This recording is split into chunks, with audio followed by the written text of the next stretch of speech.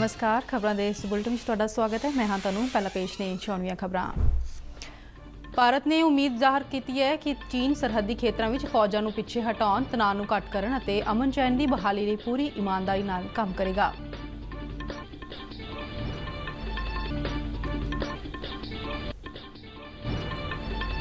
प्रधानमंत्री नरेंद्र मोदी अज नवी कौमी सिक्ख्या नीति अधीन उचेरी सिक्ख्या विच सुधारां संबंधी कनकलेव के उद्घाटनी समागम नूं संबोधन करनगे।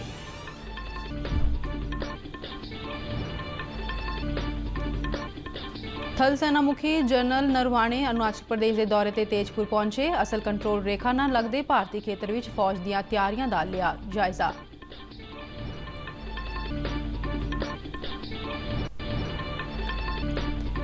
केंद्रीय सेहत मंत्री डॉक्टर हर्षवर्धन ने वीडियो कॉन्फ्रेंसिंग राही विश्व सेहत संगठन के खेतरी निर्देशक अते दक्षिण पूरब एशिया खिते के सेहत मंत्रियों नाल गलबात की। कहा भारत वालों समय सिर चुके गए ਵੱਖ-ਵੱਖ पद्धरां ते कदमां सदका भारत विच महामारी तो पीड़ित होने अते मौत की दर सब तो हेठले पद्धर ते बनी हुई है। पंजाब विच वापरे शराब कांड के मुद्दे ते अकाली दल ते भाजपा के सांझे वफद ने राज्यपाल वीपी सिंह बदनौर नाल मुलाकात की। सूबे की सरकार नूं बर्खास्त करन अते मामले की जांच हाईकोर्ट के जज या सीबीआई तो कराउण दी कीती मंग।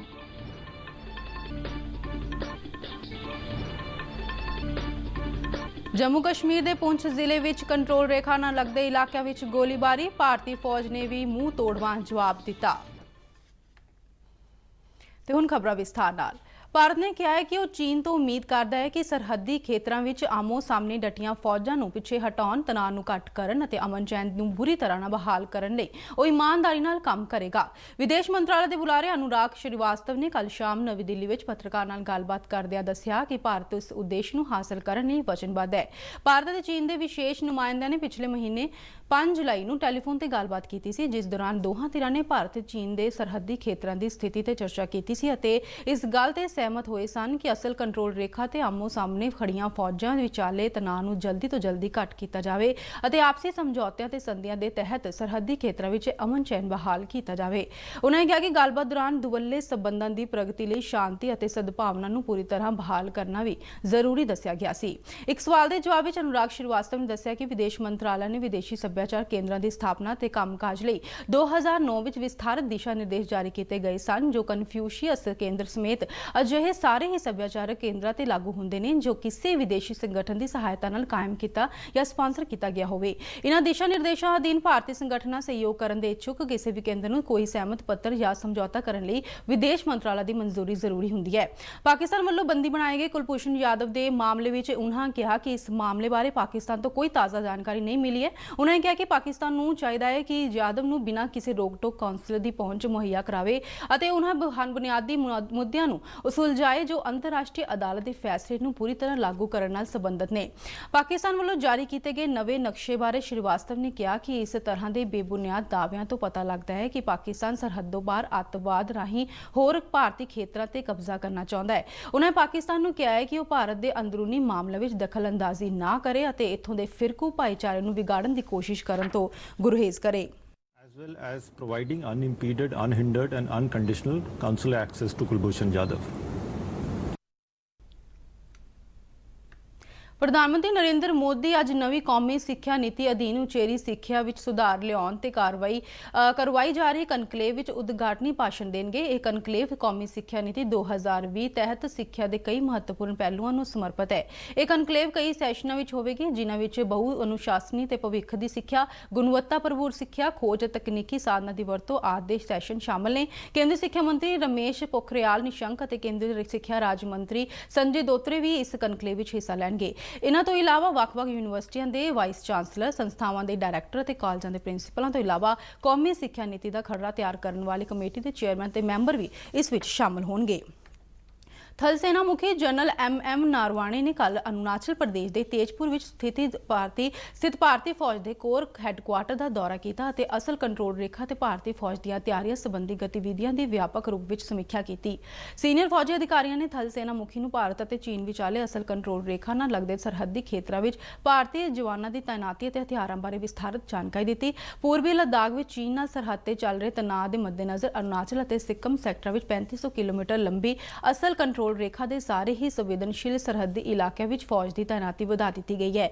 ਭਾਰਤੀ ਹਵਾਈ ਫੌਜ ਨੇ ਵੀ ਅਰੁਣਾਚਲ ਸੈਕਟਰ ਵਿੱਚ ਅਸਲ ਕੰਟਰੋਲ ਰੇਖਾ ਨਾਲ ਲੱਗਦੇ ਆਪਣੇ ਸਰਹੱਦੀ ਇਲਾਕੇ ਵਿੱਚ ਵਾਧੂ ਲੜਾਕੂ ਜੈਟ ਅਤੇ ਹੈਲੀਕਾਪਟਰ ਤਾਇਨਾਤ ਕਰ ਦਿੱਤੇ ਨੇ।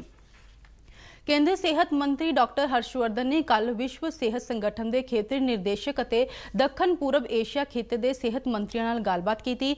ਵੀਡੀਓ ਕਾਨਫਰੰਸਿੰਗ ਰਾਹੀਂ ਕਰਵਾਈ ਗਈ ਇਸ ਮੀਟਿੰਗ ਵਿੱਚ ਕੋਵਿਡ-19 ਮਹਾਮਾਰੀ ਦੇ ਕਹਿਰ ਨੂੰ ਧਿਆਨ ਵਿੱਚ ਰੱਖਦਿਆਂ ਜ਼ਰੂਰੀ ਸਿਹਤ ਸੇਵਾਵਾਂ ਬਣਾਈ ਰੱਖਣ ਅਤੇ ਜਨਤਕ ਸਿਹਤ ਪ੍ਰੋਗਰਾਮਾਂ ਉੱਪਰ ਵਿਸ਼ੇਸ਼ ਤੌਰ ਤੇ ਚਰਚਾ ਕੀਤੀ ਗਈ।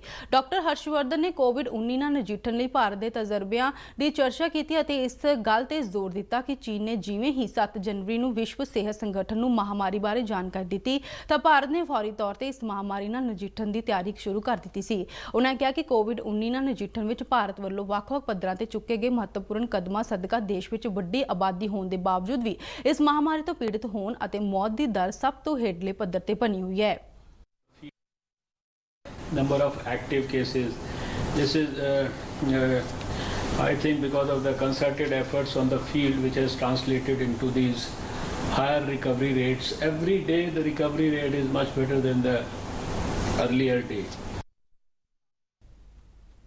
ਕੋਵਿਡ-19 ਮਹਾਮਾਰੀ ਦੇ ਮੱਦੇਨਜ਼ਰ ਲਾਕਡਾਊਨ ਲਾਗੂ ਕਰਨ ਦੇ ਫਾਇਦਿਆਂ ਬਾਰੇ ਡਾਕਟਰ ਹਰਸ਼ਵਰਧਨ ਦੱਸਿਆ ਕਿ ਇਸ ਨਾਲ ਮਹਾਮਾਰੀ ਨਾਲ ਪੀੜਤ ਮਰੀਜ਼ਾਂ ਦੀ ਦਰ ਘੱਟ ਕਰਨ ਵਿੱਚ ਮਦਦ ਮਿਲੀ ਹੈ ਅਤੇ ਸਰਕਾਰ ਨੂੰ ਸਿਹਤ ਸੰਬੰਧੀ ਬੁਨਿਆਦੀ ਢਾਂਚਾ ਤੇ ਟੈਕਸ ਸਹੂਲਤਾਂ ਵਧਾਉਣ ਲਈ ਵਧੇਰਾ ਸਮਾਂ ਮਿਲਿਆ। ਉਨ੍ਹਾਂ ਕਿਹਾ ਕਿ ਜਨਵਰੀ 2020 ਵਿੱਚ ਭਾਰਤ ਵਿੱਚ ਕੋਵਿਡ ਮਹਾਮਾਰੀ ਦੇ ਟੈਸਟਾਂ ਲਈ ਸਿਰਫ ਇੱਕ ਲੈਬੋਰੇਟਰੀ ਸੀ, ਜਦਕਿ ਹੁਣ ਇਨ੍ਹਾਂ ਦੀ ਗਿਣਤੀ 1370 ਹੈ।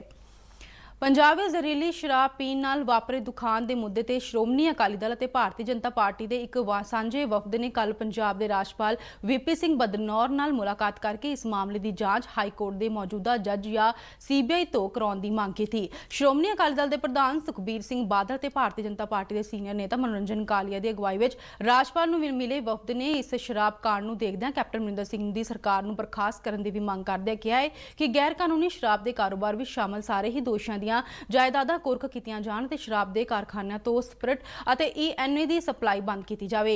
ਵਫਦ ਦੇ ਰਾਜਪਾਲ ਤੋਂ ਇਹ ਵੀ ਮੰਗ ਕੀਤੀ ਕਿ ਉਹ ਇਸ ਮਾਮਲੇ ਦੀ ਜਾਂਚ ਇਨਫੋਰਸਮੈਂਟ ਡਾਇਰੈਕਟੋਰੇਟ ਨੂੰ ਕਰਨ ਲਈ ਕਹਿਣ, ਕਿਉਂ ਜੋ ਸੱਤਾਧਾਰੀ ਪਾਰਟੀ ਦੇ ਕੁਝ ਨੇਤਾ ਵੀ ਕਥਿਤ ਤੌਰ ਤੇ ਸ਼ਰਾਬ ਦੇ ਨਾਜਾਇਜ਼ ਕਾਰੋਬਾਰ ਵਿੱਚ ਸ਼ਾਮਲ ਨੇ ਅਤੇ ਉਹਨਾਂ ਨੇ ਸ਼ਰਾਬ ਤੋਂ ਪੈਸਾ ਕਮਾਇਆ ਹੈ ਤੇ ਜਾਇਦਾਦਾਂ ਬਣਾਈਆਂ ਨੇ। ਸੁਖਬੀਰ ਬਾਦਲ ਨੇ ਕਿਹਾ ਹੈ ਕਿ ਸੂਬੇ ਦੀ ਕਾਂਗਰਸ ਸਰਕਾਰ ਨੇ ਸ਼ਰਾਬ ਮਾਫੀਆ ਨੂੰ ਸ਼ਰਾਬ ਦਾ ਨਾਜਾਇਜ਼ ਕਾਰੋਬਾਰ ਚਲਾਉਣ ਦੀ ਖੁੱਲੀ ਛੋਟ ਦੇ ਰੱਖੀ ਹੈ, ਜਿਸ ਦੇ ਨਤੀਜੇ ਵਜੋਂ ਸੂਬੇ ਵਿੱਚ 100 ਤੋਂ ਵੱਧ ਲੋਕਾਂ ਦੀ ਜ਼ਹਿਰੀਲੀ ਸ਼ਰਾਬ ਪੀਣ ਨਾਲ ਮੌਤ ਹੋਈ ਹੈ। ਸੁਖਬੀਰ ਬਾਦਲ ਨੇ ਦਾਅਵਾ ਕੀਤਾ ਕਿ ਸ਼ਰਾਬ ਦੇ ਨਾਜਾਇਜ਼ ਕਾਰੋਬਾਰ ਕਾਰਨ ਸੂਬੇ ਦੇ ਖਜ਼ਾਨੇ ਨੂੰ ਪਹਿਲਾਂ ਹੀ 5500 ਕਰੋੜ ਰੁਪਏ ਦਾ ਨੁਕਸਾਨ ਹੋ ਚੁੱਕਿਆ ਹੈ। ਪਾਕਿਸਤਾਨੀ ਫੌਜ ਨੇ ਕੱਲ ਫਿਰ ਗੋਲੀਬੰਦੀ ਦੀ ਉਲੰਘਣਾ ਕਰਦਿਆਂ ਜੰਮੂ ਕਸ਼ਮੀਰ ਦੇ ਪੁੰਛ ਜ਼ਿਲ੍ਹੇ ਵਿੱਚ ਕੰਟਰੋਲ ਰੇਖਾ ਨਾਲ ਲੱਗਦੇ 2 ਸੈਕਟਰਾਂ ਵਿੱਚ ਗੋਲੀਬਾਰੀ ਕੀਤੀ। ਭਾਰਤੀ ਫੌਜ ਨੇ ਵੀ ਪਾਕਿਸਤਾਨ ਦੀ ਇਸ ਕਾਰਵਾਈ ਦਾ ਮੂੰਹ ਤੋੜਵਾਂ ਜਵਾਬ ਦਿੱਤਾ। ਇੱਕ ਰੱਖਿਆ ਬੁਲਾਰੇ ਨੇ ਜੰਮੂ ਵਿੱਚ ਦੱਸਿਆ ਕਿ ਪਾਕਿਸਤਾਨੀ ਫੌਜ ਨੇ ਕੱਲ ਰਾਤ ਤਕਰੀਬਨ 8 ਵਜੇ ਜੰਮੂ ਕਸ਼ਮੀਰ ਵਿੱਚ ਕੰਟਰੋਲ ਰੇਖਾ ਨਾਲ ਲੱਗਦੇ ਬਾਲਾਕੋਟ ਅਤੇ ਮੇਂਦਰ ਸੈਕਟਰਾਂ ਵਿੱਚ ਛੋਟੇ ਹਥਿਆਰਾਂ ਨਾਲ ਗੋਲੀਬਾਰੀ ਕੀਤੀ ਅਤੇ ਮੋਰਟਾਰ ਗੋਲੇ ਦਾਗੇ। ਬੁਲਾਰੇ ਨੇ ਕਿਹਾ ਕਿ ਭਾਰਤੀ ਫੌਜ ਪਾਕਿਸਤਾਨ ਦੀ ਹਰ ਕਾਰਵਾਈ ਦਾ ਮੂੰਹ ਤੋੜਵਾਂ ਜਵਾਬ ਦੇ ਰਹੀ ਹੈ। ਬੁਲਾਰੇ ਨੇ ਕਿਹਾ ਹੈ ਕਿ ਪਾਕਿਸਤਾਨੀ ਫੌਜ ਨੇ ਪਿਛਲੇ ਮਹੀਨੇ 51 ਵਾਰ ਗੋਲੀਬੰਦੀ ਦੀ ਉਲੰਘਣਾ ਕੀਤੀ ਅਤੇ ਰਾਜੌਰੀ, ਪੁੰਛ, ਕੁਪਵਾੜਾ ਅਤੇ ਬਾਰਾਮੂਲਾ ਜ਼ਿਲ੍ਹਿਆਂ ਵਿੱਚ ਤਕਰੀਬਨ ਹਰ ਰੋਜ਼ ਗੋਲੀਬਾਰੀ ਕੀਤੀ। लेबनान के शहर बैरूत विच पिछले दिनी होए जबरदस्त धमाके के संबंध में पुलिस ने बैरूत की बंदरगाह से काम करने वाले 18 मुलाजमान हिरासत में लिया है। इस धमाके में 100 तो वध लोगों की मौत हो गई सी और 3000 तो वध लोग जख्मी हो गए सन। लेबनान की सरकारी खबर एजेंसी ने उत्थों की सैनिक अदालत के जज फादी अकीकी के हवाले नाल कहा कि इस मामले में 18 व्यक्तियों को पुछगिछ लई हिरासत में लिया गया है और सारे ही बंदरगाह ते कस्टम महकमे के मुलाजम ने। इन्हां तो इलावा कुछ होर व्यक्तियों को भी हिरासत में लिया गया है जो हैंगर की निगरानी कर रहे सन, जिथे पिछले कई वरियां तो तकरीबन 2750 टन तो उपर धमाका खेज समग्री स्टोर की गई सी।